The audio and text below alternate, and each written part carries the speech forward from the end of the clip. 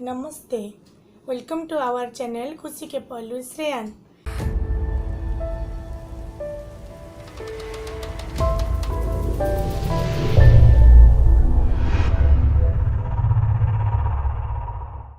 आप सबको हमारे तरफ से जन्माष्टमी का ढेर सारा शुभकामनाएं। भगवान श्री कृष्ण को कौन नहीं जानता, वो नटखट नंदलाला का लीला से सब लोग परिचित है। तो फिर आज चलिए इस नन्हे से बाल गोपाल के एक प्यारी सी कहानी सुनते हैं। चलो सुनते हैं। ये श्री कृष्ण जी का लीला पर आधारित है। एक बार गोकुल में बहुत ज्यादा सूखा पड़ा था और उसके आसपास के गांव में जमीन पूरा सूख गई थी और पानी ज्यादा नहीं होने से किसान थोड़े से भी अनाज उगा नहीं पा रहे थे। तभी श्री कृष्ण जी के गोकुल के पास एक गांव था। उस गांव में एक बूढ़ी मौसी रहती थी और उस बूढ़ी मौसी के पास उसका एक पोता था। वो लोग बहुत गरीब थे और एक दिन वो बच्चे को कुछ चाहिए था, कुछ भी चाहिए था, कुछ खाने को चाहिए था, कुछ पहनने को चाहिए था, सब कुछ चाहिए था, लेकिन उनके पास थोड़ा भी पैसे नहीं था और खाने को भी कुछ नहीं था। सिर्फ था तो उनके पास आंगन में एक आम का पेड़ था। उस आम का पेड़ का आम बहुत ज्यादा मीठा और रसीला था। तो फिर बूढ़ी मौसी सोची और उसके पोते को बोली, अभी तुम जो मुझे मांग रहे हो बेटा, मैं तो अभी कुछ भी नहीं ला पा रही हूँ क्योंकि हमारे पास थोड़े भी पैसे नहीं है। तो फिर मैं क्या करूँ? फिर कुछ देर सोचने के बाद उसको समझ में आया कि अरे मेरे पास तो एक आम का पेड़ है और इस आम का पेड़ का जो आम है ना, वो बहुत ज्यादा मीठा और रसीला है।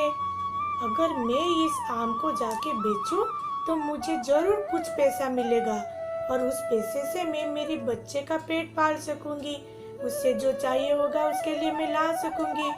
फिर वो जाके भगवान के पास जाके हाथ जोड़ के प्रार्थना में बैठ गई और भगवान श्री विष्णु जी को बोली, भगवान जी, मैं अभी मेरे आंगन में जो आम का पेड़ है उसका आम तोड़ के लाऊंगी और बेचने जाऊंगी। आप मेरे ऊपर कृपा रखिएगा और जैसे कि मेरे सारे आम मैं बेच सकूंगी और उससे कुछ धन की प्राप्ति कर सकूंगी। फिर वो सारे आम तोड़कर अब आम बेचने के लिए चली गई।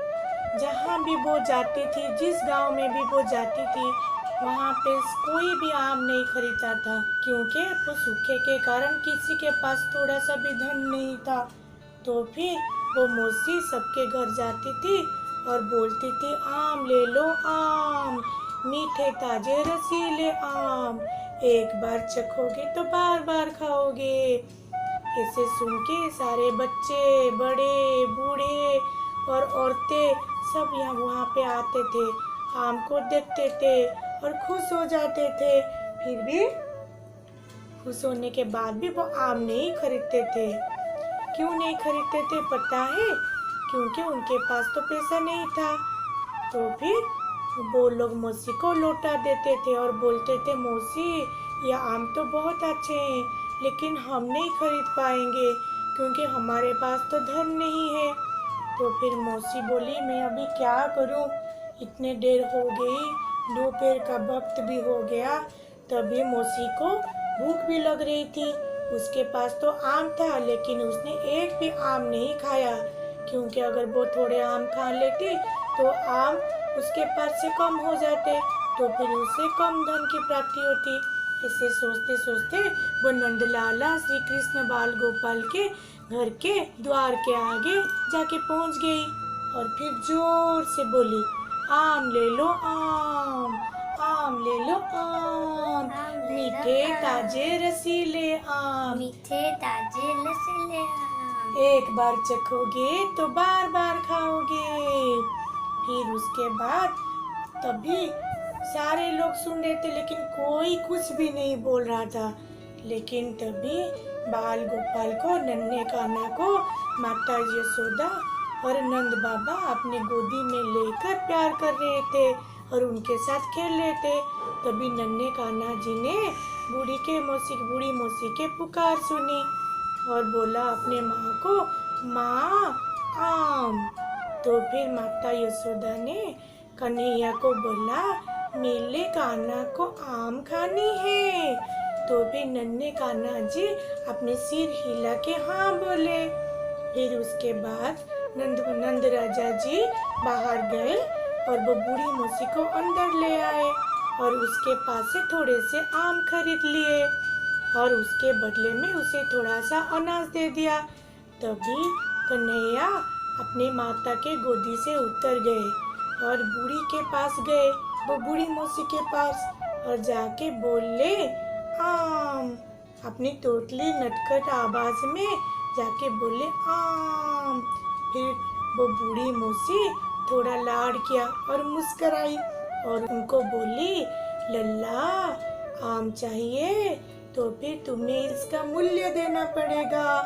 फिर नन्हे कान्हा जी ने क्या क्या पता है, वो आपने ठुमक ठुमक करके चल के छोटे छोटे पाँव में जाके जहाँ पर उनका अनाज का घर था वहाँ पर पहुँच गए और वही अनाज के बक्से से थोड़ा सा अनाज ले आए अपने छोटे छोटे हाथों में लेकर और बूढ़ी के पास चल के गए। लेकिन जब वो चल चल के गए ना, जब वो बूढ़ी के पास पहुँचे, उनके छोटे छोटे हाथ में सिर्फ 8 से 10 दाना ही धान थे। वो धान है ना, वो अनाज बोलते हैं उसे, वो अनाज थे। और फिर नन्हे कान्हा जब देखा उनके हाथ में कुछ नहीं है, सारा धान तो रास्ते में ही गिर गया। तो फिर वो रोने लगे और रोते रोते बोला, मेरा छाला धन गिल गया, मेरा छाला अनाज गिल गया। तो फिर वो बूढ़ी मौसी थोड़ा सा लाड लगाई, लाड की और बोली, लल्ला मेरे लिए तो इतना ही काफी है। और ये सुन के और देख के यशोदा माता थोड़ा मुस्कुरा दी और फिर वो अपने टोकरी से 2 आम निकाले और नन्हे कान्हा की दोनों हाथ में 2 आम को पकड़ा दिया और धन्यवाद बोली आम खरीदने के लिए और वहाँ से चली गई। तब वो चल के जब अपने घर तक जाके पहुँच गई, घर में पहुँच के वो अपनी टोकरी में से थोड़ा सा धान निकालने की सोचा, उसी से वो उसे थोड़ा सा अन्न बना ली थी। और उसके बाद वो जब टोकरी में से कपड़ा निकाले तो देख के हैरान हो गई और बोली, अरे इतना ये सब आया कहाँ से? उसके टोकरे में आधा धान और आधा हीरे मोती सोना चांदी सब में भरा हुआ था वो टोकरी। और फिर वो अपने आप ही खुश मुस्कुराई और खुश हो गई और भगवान जी को, भगवान विष्णु जी को नमन किया और वो समझ गई कि वो नन्हे बालक ही, वो कृष्ण कन्हैया ही भगवान विष्णु है और वो खुशी से रहने लगी। भगवान जी को हमसे कुछ नहीं चाहिए, उन्हें चाहिए तो सिर्फ प्यार चाहिए, हमारा भक्ति चाहिए और कुछ नहीं चाहिए। वो हमेशा हमारा साथ रहते हैं और हमेशा हमें सही रास्ते पे चलने के लिए ही बोलते हैं। हम ही बेवकूफ़ इंसान है वो जो समझ नहीं पाते हैं। इसीलिए बच्चों और सारे बड़ों हमेशा अच्छा ही काम करना और भगवान जी के ऊपर हमेशा भरोसा रखना। अच्छा, तो फिर ये कहानी कैसा लगा मुझे ज़रूर बताइएगा। अगर कहानी अच्छा लगा तो हमारे चैनल को सब्सक्राइब कर दीजिए और लाइक कर दीजिए। और ये स्टोरी आपको अच्छा लगा तो लाइक, कमेंट, शेयर अपने दोस्तों के साथ शेयर करना और जरूर सब्सक्राइब कर देना हमारे चैनल को। आपका एक एक लाइक ना हमें बहुत मोटिवेट करता है नए नए वीडियो बनाने के लिए। हाँ, हमें भी सपोर्ट की भी चाहिए जरूरत है आपसे। आज के लिए ये कहानी, फिर से मिलेंगे एक नई कहानी में। और वो जो टिंग टिंग बेल बटन है ना, उसको भी दबा देना, प्रेस कर देना। इससे हम हमारे नए नए वीडियो का नोटिफिकेशन आपको आ जाएगा। हम आपको नए नए वीडियो लेके आएंगे। हाँ जी, तो आज के लिए बस इतना ही। Radhe Radhe. Radhe Krishna. Bye bye. Happy Janmashtami to all. Happy Janmashtami.